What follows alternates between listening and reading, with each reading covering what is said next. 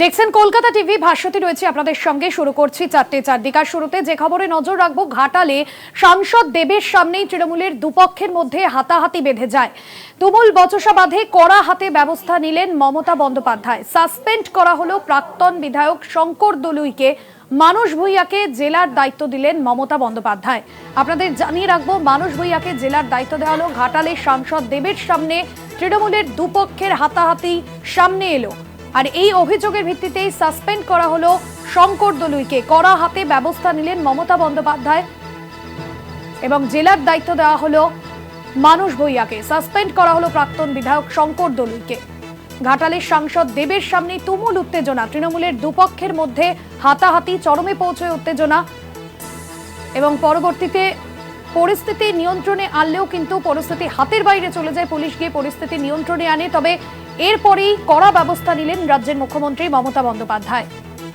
এই ঘটনায় শঙ্কর দলুইকে সাসপেন্ড করা হলো এবং জেলার দায়িত্ব দেওয়া হলো প্রাক্তন বিধায়ক শঙ্কর দলুইকে। সাসপেন্ড করার পর জেলার দায়িত্ব হিসেবে মানুষ ভূঁইয়াকে রাখা হচ্ছে। ঘাটালে দেবের সামনে তুলকালাম পরিস্থিতি। শাসক দলের দুই গোষ্ঠীর মধ্যে হাতাহাতি চরমে পৌঁছয়। দুপক্ষের গোষ্ঠীদ্বন্দ্ব প্রকাশ্যে আসে সাংসদের সামনেই। সেই ছবি দেখছেন আপনারা। পুলিশ গিয়ে পরবর্তীতে পরিস্থিতি নিয়ন্ত্রণে আনলেও পরিস্থিতি অনেকটাই হাতের বাইরে চলে যায়। কড়া হাতে ব্যবস্থা নিলেন মমতা বন্দ্যোপাধ্যায়। সাসপেন্ড করা হলো প্রাক্তন বিধায়ক শঙ্কর দলুইকে এবং জেলার দায়িত্ব দেওয়া হলো মানুষ ভূঁইয়াকে। ঘাটালে সাংসদ দেবের সামনেই তৃণমূলের গোষ্ঠীদ্বন্দ্ব প্রকাশ্যে এলো। তৃণমূলের দুপক্ষের মধ্যে হাতাহাতি পরিস্থিতি তৈরি হয়।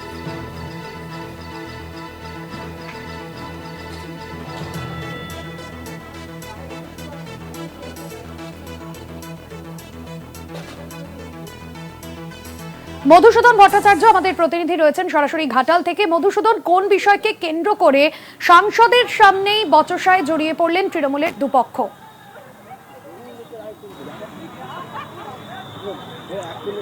একদমই, দেখো ভাস্বতী, কয়েকদিন আগে ঘাটালের প্রাক্তন তৃণমূল বিধায়ক শঙ্কর দলুই তিনি বৈঠক করেছেন ঘাটাল শিশু মেলা ও উৎসবকে তার যে একটা প্রস্তুতি বৈঠক, সেই বৈঠকে একটি কমিটিও গঠন করেন। যেটা আমরা সূত্র মারফত জানতে পেরেছিলাম যে 28 তারিখ সাংসদ দেব তিনি নিজে উপস্থিত হয়ে কমিটি গঠন করবেন। তারপরেই কিন্তু তড়িঘড়ি ঘাটালের প্রাক্তন বিধায়ক শঙ্কর দলুই তিনি একটি বৈঠক ডাকেন এবং সেই বৈঠকে কমিটি গঠন করেন। আজ কিন্তু ঘাটালের সাংসদ দীপক অধিকারী দেব তিনি যখন এসে উপস্থিত হন এই পেছনের ঠিক এই অরবিন্দ স্টেডিয়াম, এই অরবিন্দ স্টেডিয়ামের ভিতরেই যখন সাংসদ দেব পৌঁছয়, তারপরেই কিন্তু তৃণমূলের দুই পক্ষের মধ্যে এক প্রকার হাতাহাতি সৃষ্টি হয়। সেই হাতাহাতির পর এক প্রকার তাদের যে সমস্ত তৃণমূলের যে দুই পক্ষ, সেই দুই পক্ষের দেব বেরিয়ে যাওয়ার পরে কিন্তু একেবারে লাঠি সোটা নিয়ে হামলা চালানো হয়। এই ঘটনায় কিন্তু বেশ কয়েকজন আহত হয়েছে, এমনকি বেশ কয়েকজন তৃণমূল কর্মী মাথাও ফেটেছে এই ঘটনায়। অপরদিকে কিন্তু যেমন পুলিশই প্রচুর পরিমাণে মোতায়েন করা হয়েছিল ঘটনায়, যেমন ঘাটাল মহকুমা পুলিশ আধিকারিক তিনি ঘটনাস্থলে এসে উপস্থিত হয়েছেন। পশ্চিম মেদিনীপুর জেলার উচ্চপদস্থ আধিকারিক পুলিশের তারা এসে উপস্থিত হয়েছিলেন। এখন এলাকা কিন্তু থমথমে রয়েছে, কারণ এই যে ঘাটালের শিশু মেলা, এই শিশু মেলার রাস কার হাতে থাকবে, শঙ্কর দলুই নাকি ঘাটালের সাংসদ প্রতিনিধি রামপদ মান্না? এই নিয়েই কিন্তু তৃণমূলের দুই পক্ষের মধ্যে কিন্তু একটা ব্যাপক বচসা সৃষ্টি হয়, এমনকি হাতাহাতি পর্যন্ত এই ঘটনায় সৃষ্টি হয়। ভাস্বতী, এখনো পর্যন্ত তৃণমূলের প্রাক্তন বিধায়ক শঙ্কর দলুই তিনি কি এই বিষয়ে কিছু বলেছেন? কারণ শিশু মেলার আয়োজন নিয়ে বচসার সূত্রপাত, পরে উত্তেজনা পরিস্থিতি একেবারে হাতের বাইরে চলে যায়। শঙ্কর দলুই তিনি ঠিক কি দাবি করছেন এ বিষয়ে? একদমই, দেখো শঙ্কর দলুইয়ের সঙ্গে যখন আমরা যোগাযোগ করি তিনি তো একবারে কিন্তু কলকাতা টিভির সামনে কিন্তু এক প্রকার কিন্তু বিস্ফোরক দাবি করেছেন যে এই ঘটনার পরিপ্রেক্ষিতে ঘাটালের যে সাংসদ প্রতিনিধি রামপদ মান্না তিনি কিন্তু রাজনৈতিক আড়ালে অরাজনৈতিক কাজকর্ম করছেন বলে তিনি কিন্তু সরাসরি দাবি করেছেন। অপরদিকে সাংসদ প্রতিনিধি রামপদ মান্নার এখনো পর্যন্ত সেরকম কোনো প্রতিক্রিয়া মেলেনি। তবে এই যে উত্তেজনা, এই উত্তেজনা পরিস্থিতি নিয়ে কিন্তু একে একে কিছু প্রশ্ন উঠতে শুরু করেছে। দেব যেমনটা দাবি করছেন যে এলাকা, এই যে মাঠ, এই মাঠে যেহেতু প্রচুর পরিমাণে লাঠি সোটা এবং কি প্রচুর মানুষ জমায়েত করেছিল, তাহলে প্রশাসন কি করেছিল? একাধিক কিন্তু প্রশ্ন কিন্তু উঠতে শুরু করেছে। তবে বিজেপির পক্ষ থেকে কিন্তু তৃণমূলের যে গোষ্ঠীকন্ত্র, সেই গোষ্ঠীকন্ত্রকে সামনে আনা হচ্ছে। তৃণমূলের যে ঘাটাল সাংগঠনিক জেলা তৃণমূলের সভাপতি তিনি বলছেন যে কোনো রাজনৈতিক বিভাজন নয়, তৃণমূল একটাই, কারণ আমরা পুরো বিষয়টি ঊর্ধ্বতন কর্তৃপক্ষকে জানাবো, রাজ্য স্তরেও কিন্তু বিষয়টি জানানোর কথা কিন্তু বলা হয়েছে ঘাটাল সাংগঠনিক জেলা তৃণমূলের পক্ষ থেকে। অর্থাৎ মধুসূদন, এই জায়গা থেকেই বচসার সূত্রপাত, যেখানে যুব যুগ্মভাবে প্রত্যেক বছর এই শিশু মেলার আয়োজন করে থাকেন শঙ্কর দলুই এবং দেব, কিন্তু এবার শঙ্কর দলুই আলাদাভাবে বৈঠক করেছিলেন সরকারি আধিকারিকদের সঙ্গে এবং দেবও সেই বৈঠকে ছিলেন না। একদমই সেই জায়গা থেকেই বচসার সূত্রপাত হয়। ধন্যবাদ জানাবো, মধুসূদন ভট্টাচার্য ছিলেন সরাসরি আমাদের সঙ্গে ঘাটাল থেকে। ঘাটালের সাংসদ দেবের সামনে তৃণমূলের দুপক্ষের হাতাহাতি পরিস্থিতি, এবং পরিস্থিতি এমন জায়গায় পৌঁছয় যে পুলিশ গিয়েও কিন্তু পরিস্থিতি নিয়ন্ত্রণে আনতে পারেনি। ঠিক আছে। আর এই ঘটনার পরে শঙ্কর দলুইকে সরিয়ে দেন, শঙ্কর দলুইকে সাসপেন্ড করেন মুখ্যমন্ত্রী মমতা বন্দ্যোপাধ্যায়, এবং সেই জায়গায় জেলার দায়িত্ব হিসেবে আনা হয় মানস ভূঁইয়াকে। ঘাটালে সাংসদ দেবের সামনেই তৃণমূলের দুপক্ষের মধ্যে হাতাহাতি, আর সেই ভিডিও ইতিমধ্যেই ভাইরাল হয়েছে। বিশেষ প্রতিনিধি দেবজ্যোতি ঘোষ রয়েছেন ফোন লাইনে। দেবজ্যোতি, শঙ্কর দলুইকে সরিয়ে দিয়ে মানস ভূঁইয়াকে জেলার দায়িত্ব দেওয়া হয়েছে, কড়া হাতে ব্যবস্থা নিলেন মুখ্যমন্ত্রী, ঠিক কি বিষয় জানা যাচ্ছে এই বিষয়ে?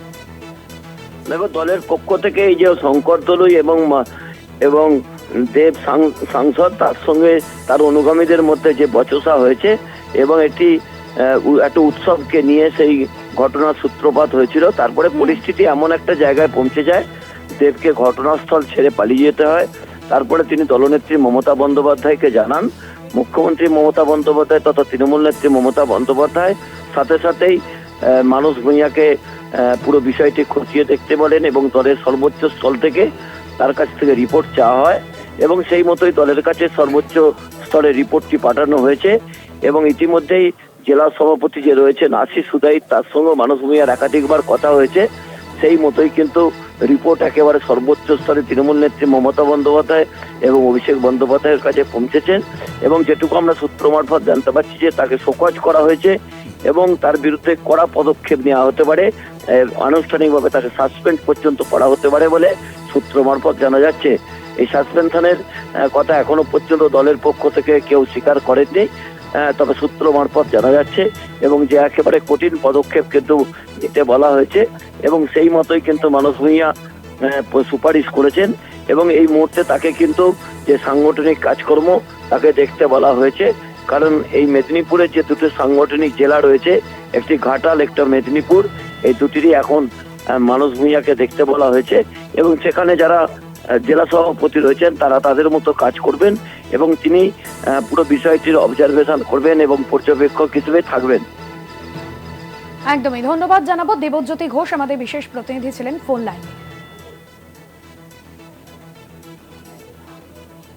আর এই ঘটনার পর শঙ্কর দলুইকে সরিয়ে জেলার দায়িত্ব দেওয়া হলো মানস ভূঁইয়াকে। কি বলছেন তিনি দায়িত্ব পেয়ে, শোনাবো।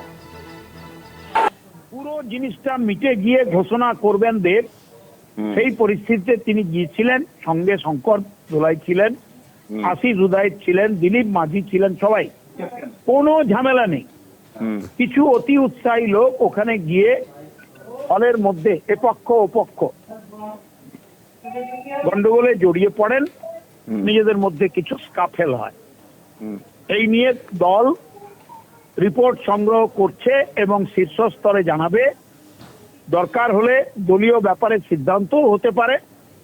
আর পুলিশ প্রশাসনকে বলা হয়েছে এই ব্যাপারে আপনারা হস্তক্ষেপ করুন, যদি মনে করেন কেউ এইসব ঘটনায় জড়িয়ে পড়েছেন তাদের প্রশাসনিক স্তরে ব্যবস্থা নিন।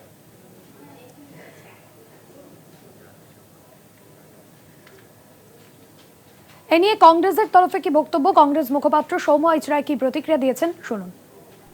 প্রতিদিনই শুনতে পাচ্ছি আসলে অধিকারের লড়াই আর কি, ভাগের লড়াই। শিশু মেলাটা থাকলে সেই টাকাটা কে নেবে আর কি, এই টাকার ভাগ হবে তো এখন এই ভাগের লড়াইটাই মারামারি হচ্ছে। সার্ভাইভাল যে সার্ভাইভাল স্কিল দেখাচ্ছে, মারামারি করে যে জিতবে তার কাছেই থাকবে। এই তো তৃণমূল, এই তো এগিয়ে বাংলার মডেল।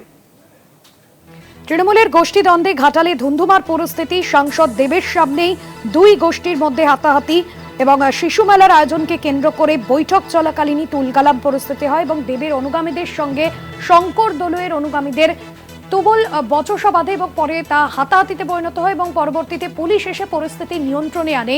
সাসপেন্ড করা হয় ঘটনায় প্রাক্তন বিধায়ক শঙ্কর দলুইকে, কারণ শিশু মেলার আয়োজন নিয়ে মূলত তার ভূমিকাকে কেন্দ্র করেই কিন্তু এই অশান্তির সূত্রপাত, কিন্তু আলাদাভাবে বৈঠক করে এই মেলাকে অন্যরকম ভাবেই তিনি করার চেষ্টা করেছিলেন এবং সে বিষয়ে সাংসদ দেবকে তাকে কোনোভাবেই কিছু জানানো হয়নি। এবং আগের যে বৈঠক হয় শিশু মেলার আয়োজন নিয়ে যে বৈঠক হয় সেই বৈঠকেও কিন্তু তৃণমূল সাংসদ দেব তাকে উপস্থিত থাকতে দেখা যায়নি এবং তাকে আমন্ত্রণ জানানো হয়নি, এমনটাই জানাচ্ছেন তিনি। এবং সেই জায়গা কেন্দ্র করে কিন্তু তৃণমূলের দুপক্ষের মধ্যে অশান্তি বাধে। শঙ্কর দলুইকে সাসপেন্ড করা হয় এবং সে জায়গায় মানস ভূঁইয়াকে জেলার দায়িত্ব দেওয়া হয়েছে এবং যাবতীয় এই মুহূর্তে যে সমস্ত কাজকর্ম সেই সমস্ত বিষয়ে কাজকর্ম মানস ভূঁইয়া তিনি দেখবেন, এমনটাই জানা যাচ্ছে। ঘাটালে সাংসদ দেবের সামনেই তৃণমূলের দুপক্ষের মধ্যে হাতাহাতি পরিস্থিতি।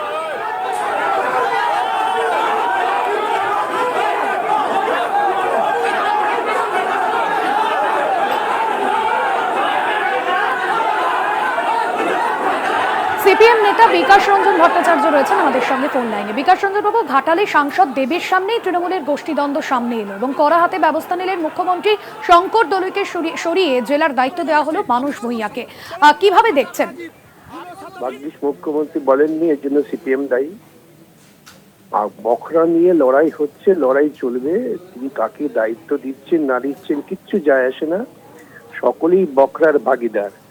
অতএব এই ধ্বংসাত্মক লড়াই ওদের মধ্যে চলতেই থাকবে। কেন, কোনো নীতি আদর্শের ওপর তো দল নয়, দল তো আছে বখরার ওপর।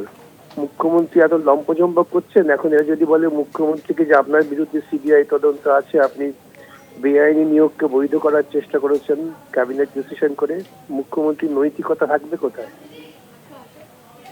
সুতরাং এসব করে কোনো লাভ নেই। দুর্নীতিতে একেবারে আকণ্ঠ ডুবে আছে দলটা, এভাবেই মারামারি করতে করতে মরে যাবে। একদমই ধন্যবাদ জানাবো আপনাকে। সিপিএম নেতা বিকাশ রঞ্জন ভট্টাচার্য ছিলেন আমাদের সঙ্গে ফোন লাইনে।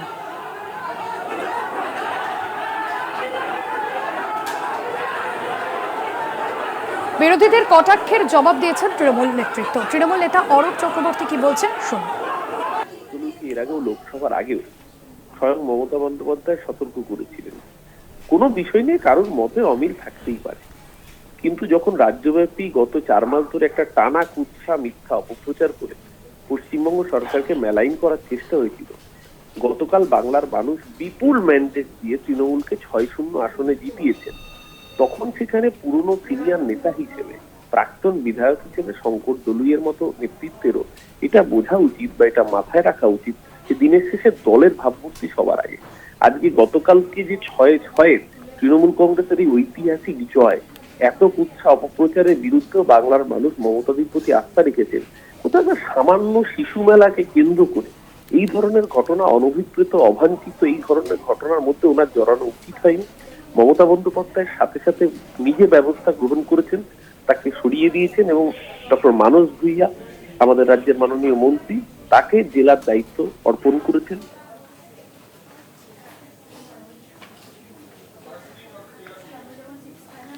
আর এবার যে খবরে নজর রাখবো, জাতীয় কর্মসমিতির বৈঠকে ডাক পাননি সুখেন্দু শেখর রায়। এর আগে আমরা দেখেছিলাম সুখেন্দু শেখর রায় তিনি আরজি কর নিয়ে বারংবার দলের বিরুদ্ধে একাধিক বিস্ফোরক মন্তব্য তাকে করতে শোনা যায়। এবার জাতীয় কর্মসমিতির বৈঠকে ডাক পাননি সুখেন্দু শেখর রায়।